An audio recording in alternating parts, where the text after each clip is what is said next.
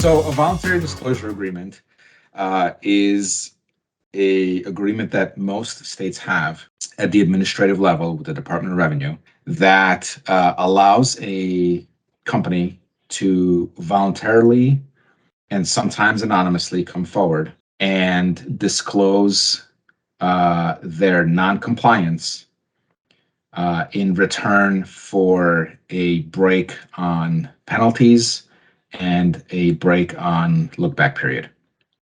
So what that means in English is that you've been bad and you can come forward and approach the state prior to them catching you. And in return for that, they will usually look back only about 3 or 4 years, generally speaking, and make you file 3 or 4 years of back returns, pay the tax, pay the interest, and then they'll waive penalties. And be a good faith taxpayer going forward. Yeah, correct. So it's a pretty sweet deal if your facts kind of line up, right? So if you've only been in business about a year, then maybe a VDA might not be the best. Again, maybe it still is a good value. If you've been in business 50 years, it's a home run. You should do it. And thank your lucky stars that you haven't been caught already. Yeah, so I think what that does is, and where we do them a lot, is when clients have kind of gotten caught in one state and they're like, oh, like, wow, that was a really big pain in the butt to fix 8 years worth of issues in California. I know I've been non-compliant in all of these other jurisdictions for a long time. How do I fix this and not have to go back 8 years? Or, it's a legal agreement that kind of provides documentation at some point in time that says, hey, I took my taxes seriously. I'm good now with Arizona.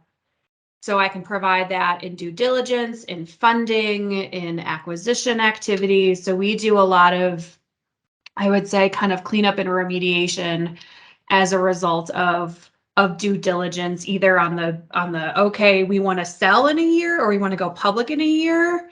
And we know we have this past that's bad and murky, or they got bought. And as part of this, they had this giant escrow for what they weren't doing. And then we're fixing them, post acquisition so that their new buyer doesn't have to, and they still get to control their narrative, which is another part that, you get to come to the state with your facts, with your circumstances, with your taxability decisions, and present your case to the state and get that buy off working directly with an agent versus either on an audit where things can be a little bit more combative. There's a little less capacity and a little less friendly on kind of the reactive side versus the proactive side.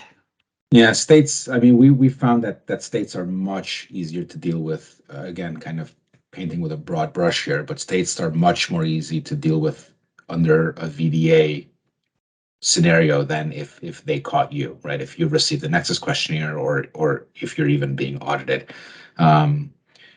It's not that it's hostile, but there's definitely kind of this undertone of a gotcha, right?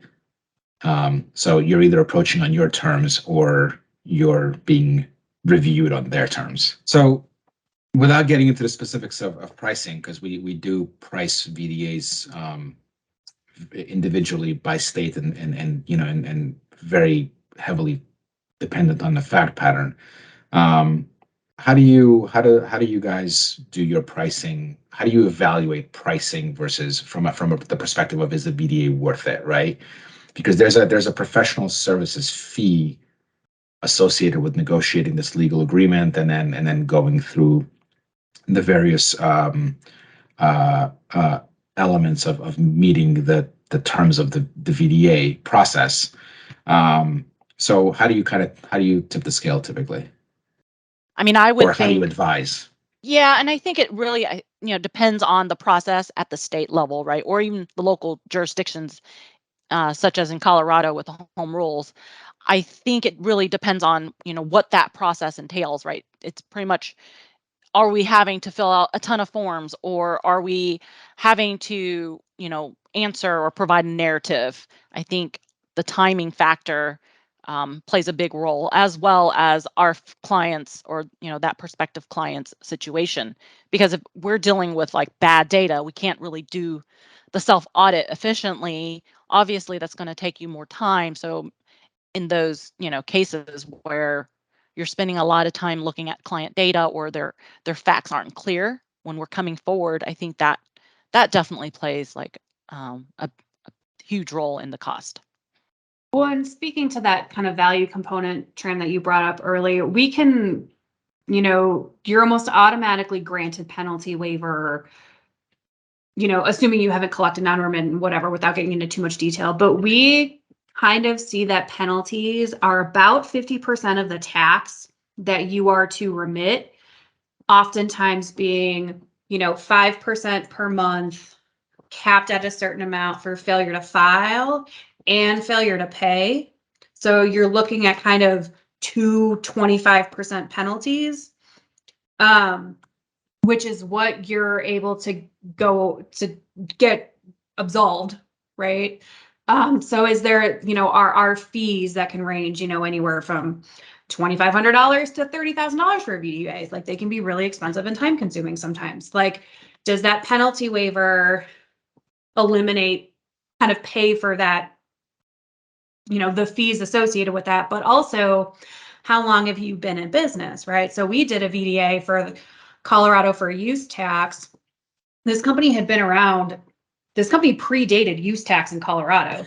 They had never done anything. So we literally eliminated 60 years of use tax in the state of Colorado, and only did a use tax VDA for 3 years, which was maybe, I don't know, $5,000 that we remitted.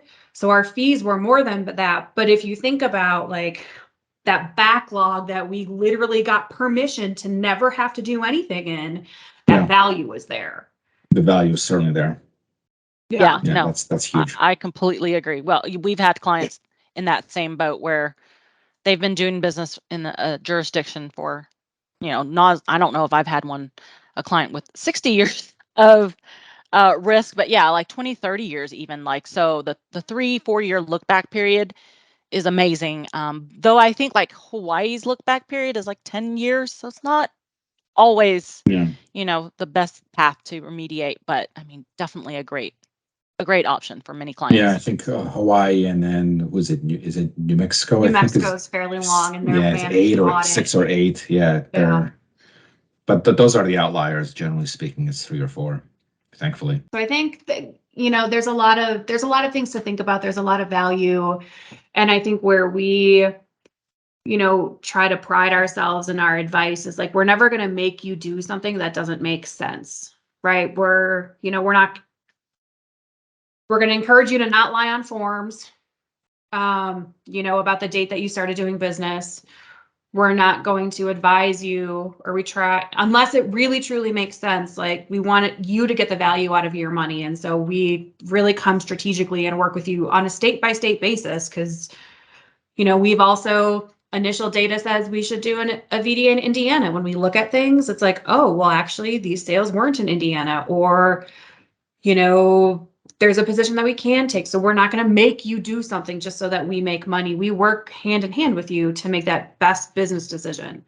And so sometimes it is a VDA, sometimes it isn't. But it is always worth the conversation, and our sometimes seemingly annoying questions try to get to that best answer for you and the best way to fix your problems and also spend your money wisely. Well said. Agreed.